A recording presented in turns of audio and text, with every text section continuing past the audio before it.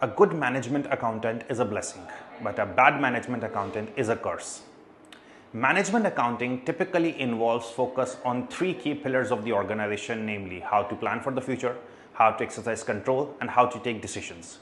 This is Ahmed Shafi, the Executive Director and MA2 Lecturer at Mirchawala of Accountancy, an approved learning partner of ACCA, offering ACCA, ICAW, CMA, CFA qualifications on campus as well as online in 65 plus countries across the world.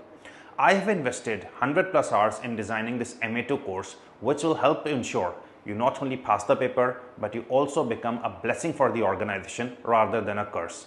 This course will not only help you do the basics right, but will also help you in doing the advanced papers properly, like F2 management accounting. So if you want to enroll in this course or have any other questions, please feel free to visit the website or contact our administration. Thank you.